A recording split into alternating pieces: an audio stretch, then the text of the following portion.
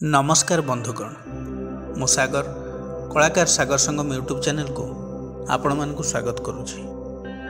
आज विषय वस्तुटी रही पैतृक ऋण संबंध रे पूर्वपुरुष मानकर ऋण किपरि परंपरागत दुख भोग कराए एवं क्यों ऋण की प्रकार अशुभ फल दिए से विषय आलोचना करिबा। आलोचनार विषय वस्तु को जीवा पूर्व आपण माने जदि मो चैनल को सब्सक्राइब करना तेबे चैनल टी को सब्सक्राइब करंतु एवं साइड रे थिबा बेल आइकन को प्रेस करी नोटिफिकेशन को ऑल कर दियंतु, जहा फल कि मो वीडियो रे प्रथम नोटिफिकेशन आपण माने पाई परिबे।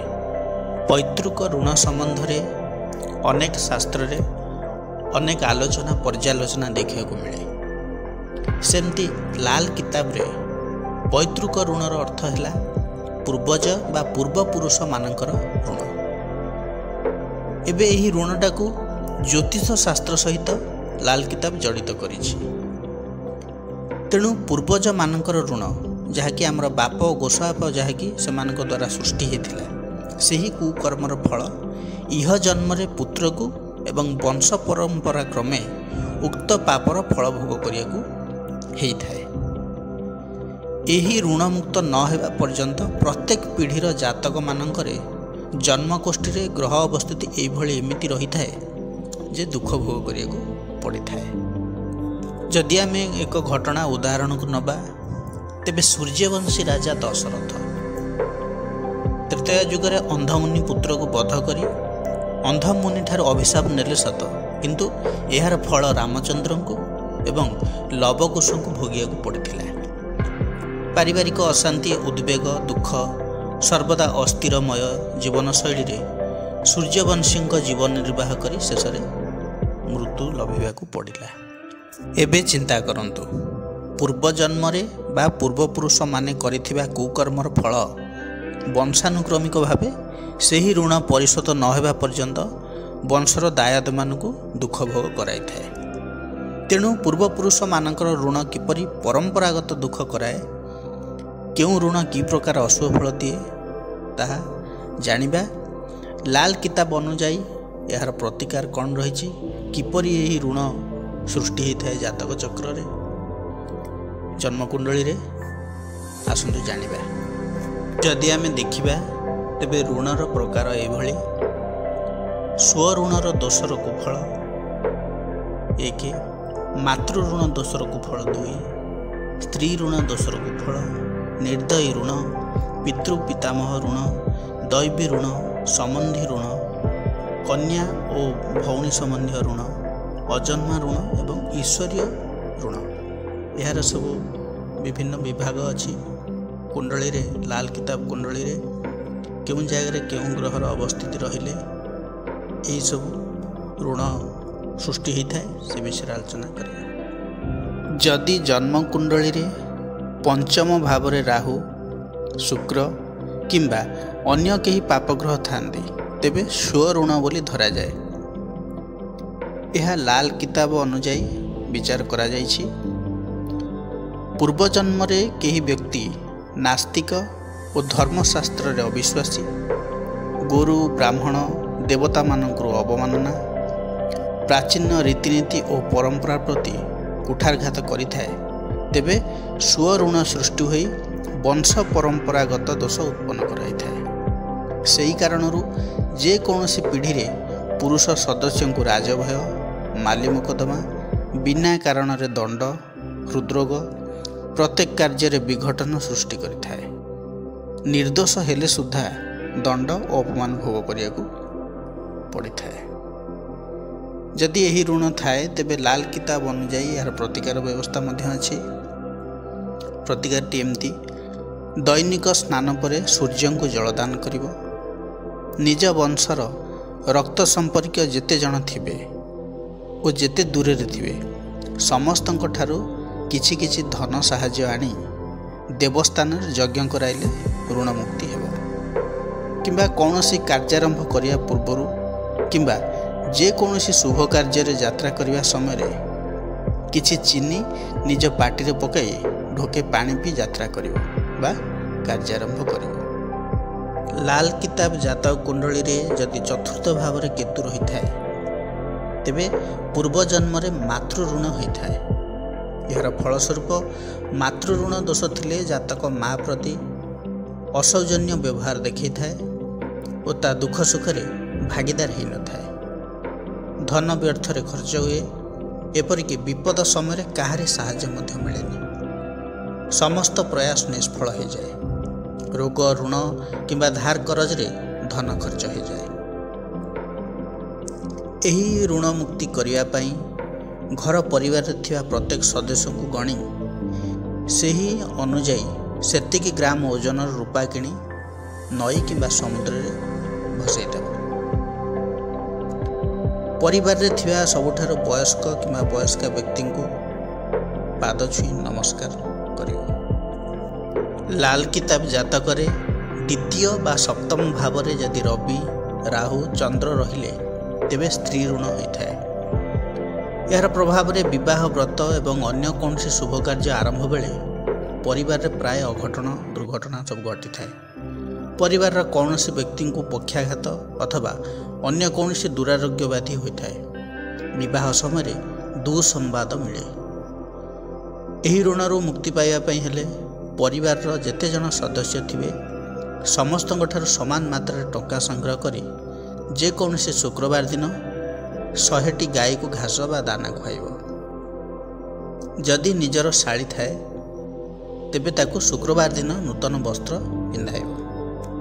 ଲାଲ କିତାବ ଜାତକ ଚକ୍ର ଅନୁଯାୟୀ ଦଶମ ଭାବରେ ଯଦି ରବି, ଚନ୍ଦ୍ର ଏବଂ ମଙ୍ଗଳ ରହିଲେ ତେବେ ନିର୍ଦ୍ଦୟୀ ଋଣ ଦୋଷ ହୋଇଥାଏ। ପୂର୍ବପୁରୁଷମାନଙ୍କ ମଧ୍ୟରେ କେହି ଜୀବ ହତ୍ୟା, ମନୁଷ୍ୟ ହତ୍ୟା ବା କାହାରି ଗୃହଦାହ କରିଦେଇଥିଲେ ତାହା ନିର୍ଦ୍ଦୟୀ ଋଣ ଦୋଷ ହୋଇଥାଏ। ଏହାଦ୍ୱାରା ସେହି ଦିନରୁ ପୁରୁଷାନୁକ୍ରମେ ଅନେକ ଦୁଃଖ ଯନ୍ତ୍ରଣା ଭୋଗ କରିବାକୁ ପଡ଼େ। ବିନା କାରଣ ନଥାଏ ଜେଲ୍ ଦଣ୍ଡ ଓ ଶତ୍ରୁଙ୍କ ଦ୍ୱାରା ନିଜ ପରିବାର ଲୋକଙ୍କର ହତ୍ୟା, ଘନ ଘନ ଦୈବୀ ବିପତ୍ତି ଓ କୁଟୁମ୍ବ ମଧ୍ୟରୁ କେହି ସଦସ୍ୟ ନିଖୋଜ ହେବାର ମଧ୍ୟ ଦେଖାଯାଇଥାଏ। ଏହାର ଋଣ ମୁକ୍ତି ପାଇଁ ଉପଚାର କରିବାକୁ ହେଲେ ଲାଲ କିତାବ ଅନୁଯାୟୀ ରବିବାର ଦିନ ସମସ୍ତ ସଦସ୍ୟ ସାହାଯ୍ୟ ଓ ସହଯୋଗ କରି 100 ଜଳାଶୟରୁ ନିଜର ସାମର୍ଥ୍ୟ ଅନୁଯାୟୀ ମାଛ ସଂଗ୍ରହ କରି ତାକୁ ରାନ୍ଧି ଯେକୌଣସି ଶନିବାର ଦିନ 100 ଜଣ ଦିନ ମଜୁରିଆଙ୍କୁ ଭୋଜନ ଦେବେ।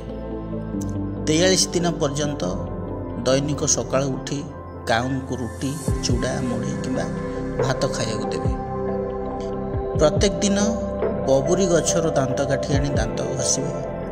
ପୁରୁଣା ଲୁହା ଯେକୌଣସି କମାରକୁ ଦାନ ଦେଲେ ଏହି ଋଣରୁ ମୁକ୍ତି ପାଇପାରିବେ। ଲାଲ କିତାବ ଜାତକରେ ଜନ୍ମକୁଣ୍ଡଳୀରେ ଦ୍ୱିତୀୟ ଭାବ, ପଞ୍ଚମ ଭାବ, ନବମ ଭାବ ଏବଂ ଦ୍ୱାଦଶ ଭାବରେ ବୁଧ, ଶୁକ୍ର, ରାହୁ ଯଦି ରହିଥାନ୍ତି ଗୁରୁ ପୀଡ଼ିତ ହୋଇ ପିତୃ ଋଣ ଦୋଷ ସୃଷ୍ଟି ହୋଇଥାଏ। ବିଶେଷ କରି ନିଜ ମୁଣ୍ଡର ବାଳ ପାଚିବା ଆରମ୍ଭ ହୋଇଗଲେ ଦୁର୍ଭାଗ୍ୟ ଆରମ୍ଭ ହୋଇଯାଏ। ଏହାର ଫଳରେ ରାତାରାତି ସୁନା ଲୁହା ପାଲଟିଯାଏ। ବିଭିନ୍ନ ଦୈବୀ ବିପତ୍ତିରେ ଧନ ନଷ୍ଟ ହୋଇଯାଏ। ଶିକ୍ଷାରେ ବାଧା ଉପଜେ। ବନ୍ଧୁବାନ୍ଧବଙ୍କ ଠାରୁ ନିନ୍ଦା, ଅପମାନ, ଅପବାଦ ଶୁଣିବାକୁ ମିଳିଥାଏ। ନିର୍ଦ୍ଦୋଷ ହୋଇ ମଧ୍ୟ ଦଣ୍ଡ ଭୋଗିବାକୁ ପଡ଼ିଥାଏ। ଏହି ଋଣରୁ ମୁକ୍ତି ପାଇବା ପାଇଁ ହେଲେ ଲାଲ କିତାବ ଅନୁଯାୟୀ ସରଳ ଉପାୟ ରହିଛି। ନିଜ ପରିବାରରେ ଥିବା ସଦସ୍ୟଙ୍କ ସଂଖ୍ୟା ଅନୁଯାୟୀ ମୁଦ୍ରା ସଂଗ୍ରହ କରି ଯେକୌଣସି ଧର୍ମସ୍ଥାନରେ ଦାନ ଦେଇ ଆସିବେ। ନିଜ ପରିବାରର କେହି ଲୋକ ଦୈନିକ ସ୍ନାନ ପରେ ଅଶ୍ୱତ୍ଥ ବୃକ୍ଷ ମୂଳରେ ଦୀପ ଦେବେ। ପରିବାରର ପ୍ରତ୍ୟେକ ବୟସ୍କ ସଦସ୍ୟମାନେ ଦୈନିକ ସ୍ନାନ ପରେ ବେସନ ବା ହଳଦୀ ଘୋରି ମଥାରେ ତିଳକ କରିବେ। ଏହା 6 ମାସ ପର୍ଯ୍ୟନ୍ତ ପାଳନ କରିବେ। ଲାଲ କିତାବ ଜାତକରେ ଷଷ୍ଠ ଭାବରେ ଚନ୍ଦ୍ର କିମ୍ବା ମଙ୍ଗଳ ରହିଲେ କେତୁ ଦ୍ୱାରା ଦୈବୀ ଋଣ ଦୋଷ ସୃଷ୍ଟି ହୋଇଥାଏ। ଏହାଦ୍ୱାରା ନିଜର ଏବଂ ସଂଯୁକ୍ତ ପରିବାରରେ ପୁତ୍ର ସନ୍ତାନ ଅଳ୍ପ ଜନ୍ମ ହୁଅନ୍ତି ବା ଆଦୌ ଜନ୍ମ ହୁଅନ୍ତିନି। ଜୀବିତ ପୁତ୍ର ସନ୍ତାନମାନଙ୍କ ମଧ୍ୟରେ ଅନେକ ମାନସିକ ଓ ଶାରୀରିକ ଦୃଷ୍ଟିରୁ ଦୁର୍ବଳ ଓ ସର୍ବଦା ରୋଗାକ୍ରାନ୍ତ ହୋଇ ରହିଥାନ୍ତି। ଏହି ଋଣରୁ ମୁକ୍ତି ପାଇବା ପାଇଁ ପରିବାର ସଦସ୍ୟଙ୍କ ସଂଖ୍ୟା ଅନୁଯାୟୀ ଅଟାରେ ରୁଟି ତିଆରି କରି ଦୈନିକ ସେତିକି କୁକୁରଙ୍କୁ ଖାଇବାକୁ ଦେବ ଓ ଏହି କ୍ରିୟା 43 ଦିନ ପର୍ଯ୍ୟନ୍ତ ଚାଲୁ ରଖିବ। କଳା କୁକୁର ଆଣି ଘରେ ପାଳିବ ଓ ନିଜେ ଭୋଜନ ପୂର୍ବରୁ ମୁଠିଏ ଅନ୍ନ ପ୍ରଥମେ କୁକୁରକୁ ଖାଇବାକୁ ଦେବ। ଲାଲ କିତାବ ଜାତକ ଅନୁଯାୟୀ ଲଗ୍ନ ବା ଅଷ୍ଟମ ଭାବରେ ବୁଧ ଓ କେତୁ ଅବସ୍ଥାନ କରି ମଙ୍ଗଳ ପୀଡ଼ିତ ହୋଇ ସମ୍ବନ୍ଧୀ ଋଣ ଦୋଷ ସୃଷ୍ଟି କରିଥାଏ।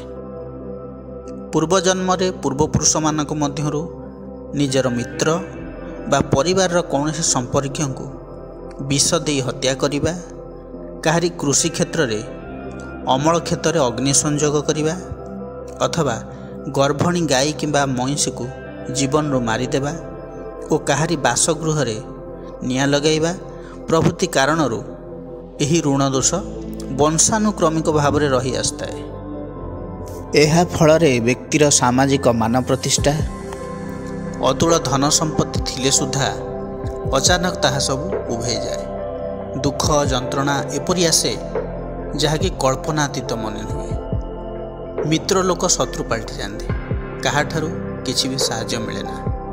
28 ବର୍ଷ ଠାରୁ 36 ବର୍ଷ ପର୍ଯ୍ୟନ୍ତ ଉକ୍ତ ଦୁର୍ଘଟଣା ଭୋଗ କରିବାକୁ ହୋଇଥାଏ।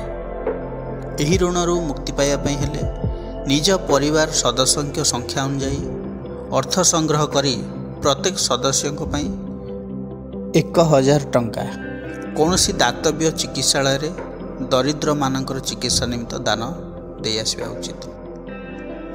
ଲାଲ କିତାବ ଜାତକ କୁଣ୍ଡଳୀରେ ତୃତୀୟ ବା ଷଷ୍ଠ ସ୍ଥାନରେ ଚନ୍ଦ୍ର ସହ ରାହୁ ବା କେତୁ ଥିଲେ କନ୍ୟା ବା ଭଉଣୀ ସମ୍ବନ୍ଧୀୟ ଋଣ ଦୋଷ ସୃଷ୍ଟି ହୋଇଥାଏ। ପୂର୍ବଜନ୍ମରେ ବା ପୂର୍ବପୁରୁଷଙ୍କ ଦ୍ୱାରା କାହାରି ଭଉଣୀ ଓ ଝିଅକୁ ହତ୍ୟା ବା ଅତ୍ୟାଚାର କରିଥିବା ଦୋଷରୁ ଏହି ଋଣ ଦୋଷ ସୃଷ୍ଟି ହୋଇଥାଏ। ଏହା ବଂଶ ପରମ୍ପରା କ୍ରମେ ଲାଗି ରହିଥାଏ। ବିଶେଷ କରି ଜାତକର ଭଉଣୀ ବା ଝିଅ ବିବାହ ବେଳେ ଦୁର୍ଭାଗ୍ୟପୂର୍ଣ୍ଣ ଘଟଣା ସଂଘଟିତ ହୁଏ। ବିବାହ ପରେ ଭଉଣୀ ବା ଝିଅକୁ ବିଭତ୍ସ ଭାବେ ମାରି ଦିଆଯାଏ। ବିଭିନ୍ନ ଦୁର୍ଘଟଣାରେ ଜାତକ ତା ଜୀବନ କାଳ ମଧ୍ୟରେ ବର୍ବାଦ ହୋଇଯାଏ। କୁବେର ପରି ଧନୀ ଥିଲେ ମଧ୍ୟ ତାହା ଉଭେଇଯାଏ। କେବେ କେବେ ପୁତ୍ର ଜନ୍ମ ପରେ ମଧ୍ୟ ଦୁର୍ଭାଗ୍ୟ ମାଡ଼ି ଆସେ। ଏହି ଋଣରୁ ମୁକ୍ତି ପାଇବା ପାଇଁ ଲାଲ କିତାବରେ ସରଳ ଉପାୟ ରହିଛି। ପରିବାରର ସଦସ୍ୟ ସଂଖ୍ୟା ଅନୁଯାୟୀ କଉଡ଼ି ସଂଗ୍ରହ କରି ତାକୁ ଜାଳି ଦେଇ ସେହି ପାଉଁଶକୁ ବହି ଯାଉଥିବା ଜଳରେ ବୁଧବାର ଦିନ ଭସେଇ ଦେଇ ଆସିବ ଏବଂ ଏହା 5 ବୁଧବାର ପାଳନ କରିବ। ଲାଲ କିତାବ ଜାତକ ଅନୁଯାୟୀ ଦ୍ୱାଦଶ ଭାବରେ ରବି, ଚନ୍ଦ୍ର, ମଙ୍ଗଳ ଥିଲେ ଏହି ଅଜନ୍ମ ଋଣ ଦୋଷ ସୃଷ୍ଟି ହୋଇଥାଏ କିମ୍ବା ଅଷ୍ଟମ ଭାବରେ ରାହୁ, ଶନି, ମଙ୍ଗଳଯୁକ୍ତ ଥିଲେ ଏହା ବିଶେଷ ଅନିଷ୍ଟପ୍ରଦ ହୋଇଥାଏ। ପୂର୍ବଜନ୍ମରେ ବା ପୂର୍ବପୁରୁଷଙ୍କ ଦ୍ୱାରା ଅଜ୍ଞାତ ଭାବରେ ଅନେକ ବ୍ୟକ୍ତିଙ୍କୁ ହତ୍ୟା କରିଥିବ, ଗର୍ଭଣୀ ସ୍ତ୍ରୀ ଓ ବାଳକକୁ ହତ୍ୟା କରିବା ଦ୍ୱାରା ବଂଶାନୁକ୍ରମିକ ଭାବରେ ଏହି ଦୋଷ ଆତଙ୍କବାଦୀ ବା ଉଗ୍ରବାଦୀ ରୂପରେ ପରିବାର ସଦସ୍ୟଙ୍କ ମଧ୍ୟରୁ କାହାରିକୁ ପରିଣତ କରାଇଦେଇଥାଏ। ଏପରି ସ୍ଥଳେ ଗୃହ ଓ ପରିବାରର ସମ୍ପର୍କ ନଥାଇ ଯାଯାବର ଜୀବନଯାପନ କରିବା, ଅପ୍ରତ୍ୟାଶିତ ଭାବେ ଅକସ୍ମାତ ଗୁଳିକାଣ୍ଡ ଦ୍ୱାରା ମୃତ୍ୟୁବରଣ କରିବା ପ୍ରଭୃତି ବଂଶାନୁକ୍ରମିକ ଭାବରେ ହୋଇଥାଏ। ଏହି ଋଣ ଦୋଷରୁ ମୁକ୍ତି ପାଇବା ପାଇଁ ଲାଲ କିତାବରେ ଉପଚାର ମଧ୍ୟ ଦିଆଯାଇଛି। ପରିବାରର ସଦସ୍ୟଙ୍କ ସଂଖ୍ୟା ଅନୁଯାୟୀ ପଇଡ଼ ସଂଗ୍ରହ କରି ଯେକୌଣସି ଶନିବାର ଦିନ ବହି ଯାଉଥିବା ସ୍ରୋତରେ ଭସାଇ ଦେବ। ଏହି ପ୍ରକ୍ରିୟା 7 ଶନିବାର ପାଳନ କରିବ। ଲାଲ କିତାବ ଜାତକ ଅନୁଯାୟୀ ଷଷ୍ଠ ଭାବରେ ଚନ୍ଦ୍ର, ବୁଧ, ରାହୁ ଏକତ୍ର ଥିଲେ ଦୈବୀ ଋଣ ଦୋଷ ଲାଗିଥାଏ। ଜ୍ଞାତସାରରେ ହେଉ ବା ଅଜ୍ଞାତସାରରେ ହେଉ ନିର୍ଦ୍ଦୋଷରେ ଅନ୍ୟର ପୁତ୍ରକୁ ହତ୍ୟା କରିଥିଲେ ଉକ୍ତ ଋଣର ଦୋଷ ବଂଶ ପରମ୍ପରା କ୍ରମେ ଭୋଗ କରିବାକୁ ପଡ଼ିଥାଏ। ଏହି ଋଣ ଦୋଷରୁ ମୁକ୍ତି ପାଇବା ପାଇଁ ପରିବାରର ସଦସ୍ୟଙ୍କ ସଂଖ୍ୟା ଅନୁଯାୟୀ ନିଜର ସାମର୍ଥ୍ୟ ଅନୁସାରେ 7 ମଙ୍ଗଳବାରେ 100 ଗୋଟି କୁକୁରଙ୍କୁ ରୁଟି ବା ଭାତ ଖାଇବାକୁ ଦେବ। ନିଜ ଗାଁରେ ରହୁଥିବା ବା ଗାଁ ପାଖରେ ଥିବା 10 ଜଣ ବିଧବାଙ୍କୁ ଏକତ୍ର କରି ପ୍ରତି ପୂର୍ଣ୍ଣିମାରେ ତାଙ୍କୁ ଭୋଜନ ଦେଇ ନୂତନ ବସ୍ତ୍ର ଦାନ ଦେବେ। ଲାଲ କିତାବ ଅନୁଯାୟୀ ଋଣ ଓ ତାର ପ୍ରତିକାର ସମ୍ବନ୍ଧରେ ଜାଣିଲେ ଯଦି ଭିଡ଼ିଓଟି ଭଲ ଲାଗିଥାଏ ତେବେ ଲାଇକ୍, ସେୟାର, କମେଣ୍ଟ କରିବା ପାଇଁ ଜମାରୁ ବି ଭୁଲିବେ ନାହିଁ। ପୁଣି ଆସିବି ଆଉ ଏକ ନୂଆ ଅଧ୍ୟାୟକୁ ନେଇ। ସେ ପର୍ଯ୍ୟନ୍ତ ରହୁଛି। ନମସ୍କାର।